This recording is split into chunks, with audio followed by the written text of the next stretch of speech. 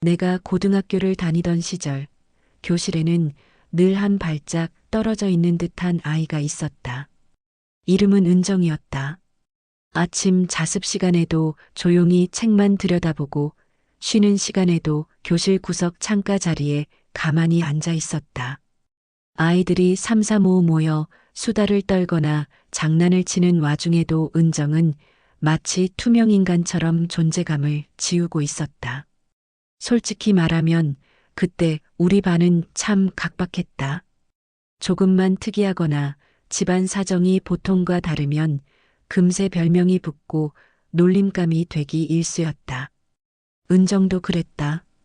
낡은 가방, 해진 교복, 빛이 바랜 운동화 그런 사소한 것들이 애들 눈에는 곧바로 약점으로 보였다. 몇몇은 대놓고 흉을 보고 어떤 아이들은 짓궂은 장난을 치기도 했다. 은정은 그럴 때마다 아무 말도 못하고 얼굴만 붉혔다. 나는 그 모습이 도무지 마음에 걸렸다. 어느 날 점심시간 내가 도시락을 펼쳐놓고 있는데 은정이 혼자 구석에서 조용히 밥을 먹는 게 보였다. 뚜껑을 열자마자 황급히 몸으로 가리고 누군가 다가오면 급히 닫아버리는 모습이 눈에 밟혔다. 괜히 서글퍼져서 나는 반찬을 젓가락에 집어 은정 쪽으로 내밀었다. 은정아, 이거 좀 먹어. 우리 엄마가 많이 싸주셔서 남아.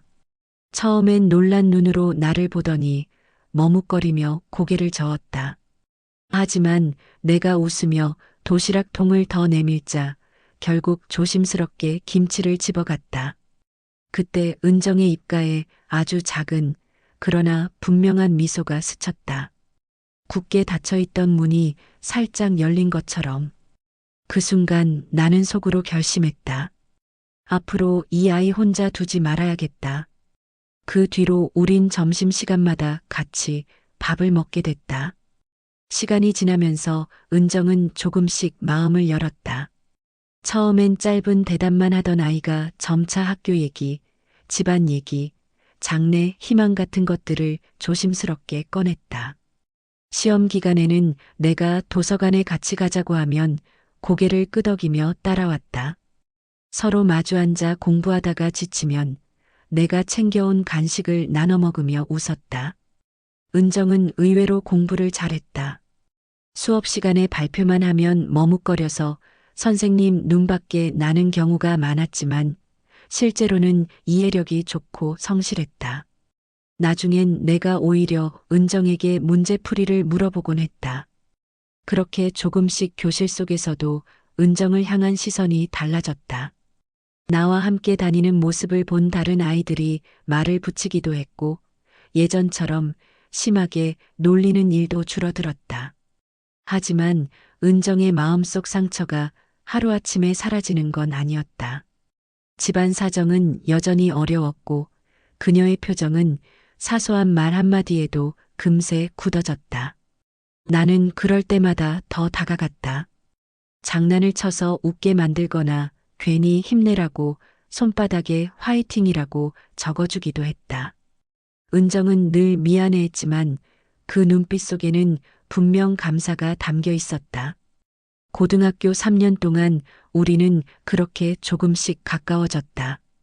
방과 후 함께 집으로 걸어가며 진로 이야기를 나눴고 시험 성적이 잘 안 나와 속상해할 때면 서로 위로했다. 내가 아플 때는 은정이 몰래 약을 건네주기도 했다. 어느새 우리는 다른 누구보다 서로에게 든든한 존재가 되어 있었다. 하지만 졸업이 다가오자 현실은 잔인하게 갈라놓았다. 나는 지방의 대학에 합격해 떠나야 했고 은정은 집안 형편 때문에 바로 취직을 해야 했다. 졸업식 날 사람들 틈에 서서 은정과 마지막 인사를 나누던 순간이 아직도 생생하다. 꼭 다시 보자. 연락할 거지? 내가 묻자 은정은 눈물이 맺힌 눈으로 고개를 끄덕였다. 응, 꼭. 우리는 서로의 손을 꼭 잡았다. 하지만 세상은 우리의 약속을 오래 지켜주지 않았다. 처음엔 편지를 주고받았다. 짧은 안부와 일상의 작은 조각들이 오갔다. 하지만 시간이 갈수록 횟수는 줄어들었고 결국 연락은 완전히 끊겼다.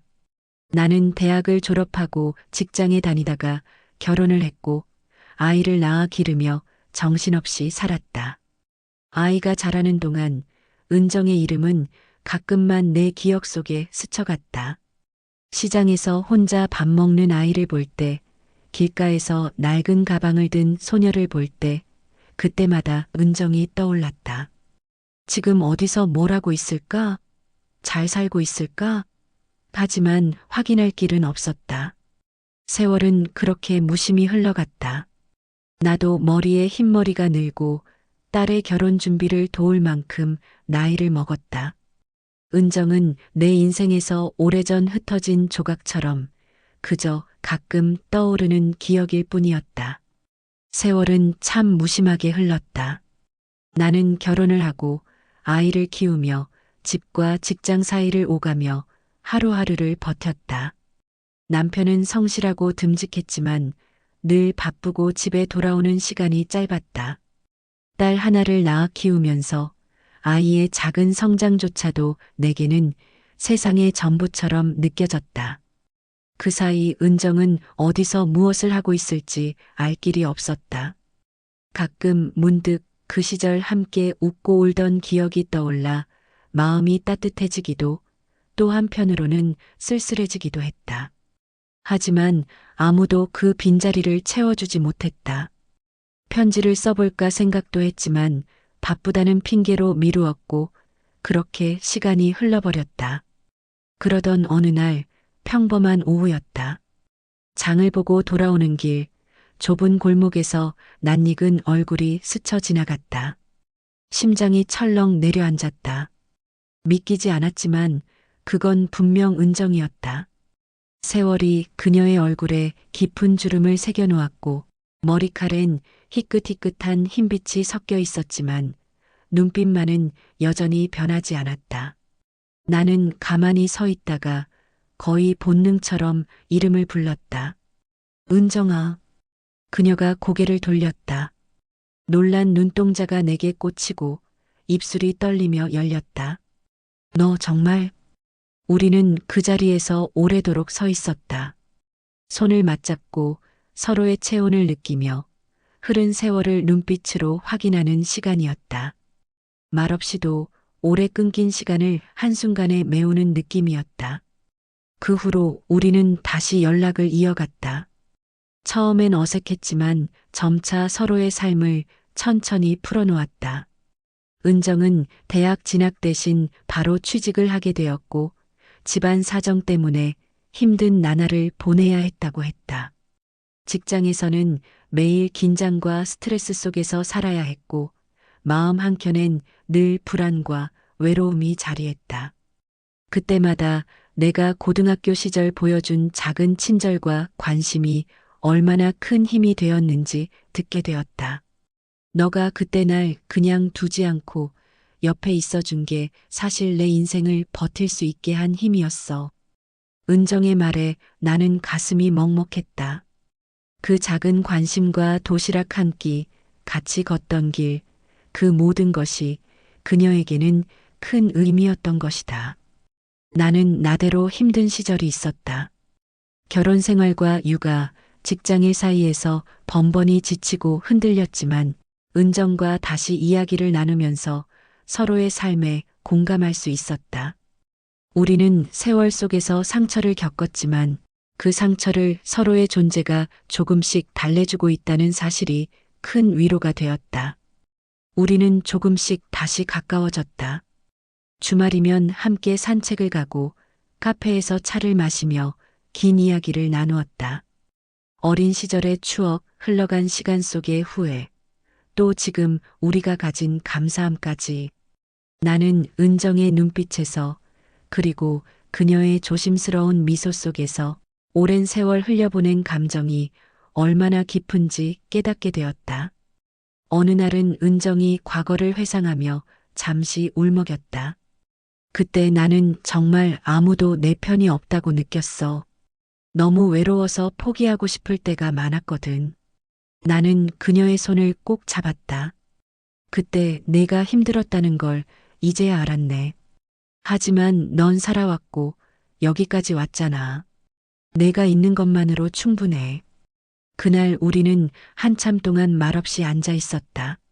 서로의 손을 잡고 지난 세월의 무게를 나누고 이제는 혼자가 아니라는 사실을 확인하며 그 순간 나는 은정과 나의 관계가 단순한 친구가 아니라 삶의 버팀목이 되어주고 있는 존재임을 느꼈다. 딸의 결혼식 날 아침부터 마음이 뒤숭숭했다.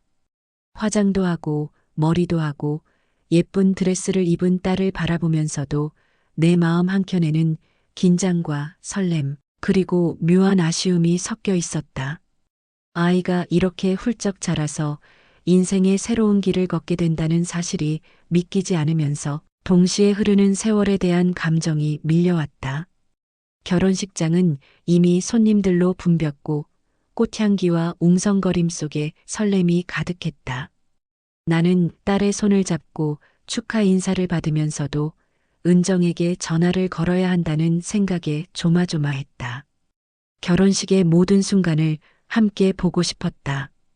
드디어 은정이 도착했다. 그녀는 변함없는 따뜻한 미소를 지으며 내게 다가왔다.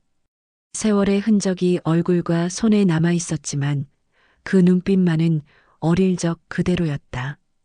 그녀와 눈이 마주치는 순간 마치 어린 시절의 추억이 한꺼번에 되살아났다. 딸이 은정에게 축의금을 전하며 말했다. 엄마 친구분이 이렇게 많이 챙겨주셨어요. 정말 감사하다고 전해달래요. 나는 놀라서 은정에게 전화를 걸었다. 그리고 듣게 된 이야기에 마음이 벅찼다. 사실 내가 고등학교 때 너무 힘들었어. 외로워서 포기하고 싶은 마음도 있었거든. 그런데 내가 날 챙겨주고 같이 걸어주고 웃어주고 그 모든 것이 내 마음을 붙잡아줬어. 그래서 오늘은 내 대신 내 딸에게 마음을 전한 거야. 내가 받으면 안 되니까. 나는 말을 잇지 못하고 잠시 울컥했다. 세월이 흘러도 단 한 번의 진심. 어린 관심과 행동이 이렇게 큰 울림으로 돌아올 수 있다는 사실이 믿기지 않았다. 눈물이 핑 돌았지만 마음 깊숙이 감사와 감동이 밀려왔다. 결혼식이 진행되는 동안 은정과 나는 서로의 손을 꼭 잡았다. 어린 시절의 추억, 세월 속에서 쌓인 상처, 다시 만난 지금의 기쁨과 감사가 한꺼번에 교차하며 마음이 벅찼다. 사람들의 웃음과 축하 속에서도 우리 둘만의 시간이 흐르는 듯했다. 식이 끝나고 한적한 카페에 앉아 은정과 나는 지난 세월을 천천히 나누었다.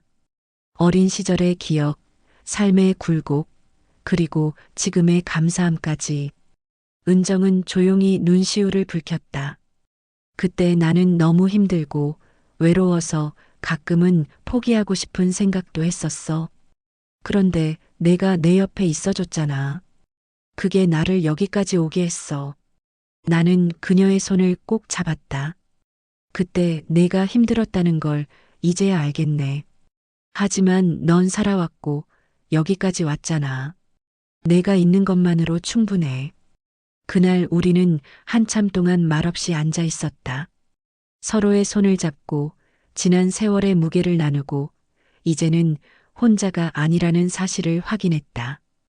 은정과 나는 이제 단순한 친구가 아니라 삶의 버팀목이자 서로에게 없어서는 안 될 존재가 되었다. 딸의 결혼식은 끝났지만 내 마음속에서는 새로운 시작이 열렸다. 은정과 나는 서로의 삶 속에 단단히 자리 잡았다. 어린 시절의 작은 친절이 성인이 된 우리에게 그리고 다음 세대에게까지 이어진 아름다운 인연으로 남았다. 집으로 돌아오는 길, 마음 한켠에 쌓였던 무거운 감정은 사라지고 대신 따뜻하고 평화로운 마음이 남았다. 나는 은정에게 감사의 문자를 보내며 또 한 번 우리의 우정을 되새겼다. 세상은 무심하지만 진심과 친절은 결국 삶을 이어주는 힘이라는 것을 나는 다시금 깨달았다.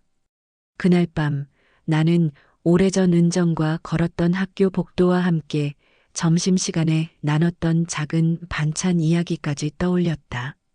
작은 친절 하나가 이렇게 오랜 세월을 견뎌내고 삶을 바꿀 만큼 큰 힘이 되었다는 사실에 가슴이 따뜻해졌다. 그리고 나는 결심했다. 앞으로도 이 마음을 잊지 않고 누군가에게 작은 힘이라도 되어주리라고. 오늘 이야기 마음에 와닿으셨다면 좋아요와 구독 부탁드려요. 앞으로도 이런 따뜻한 사연 놓치지 않고 전해드릴게요.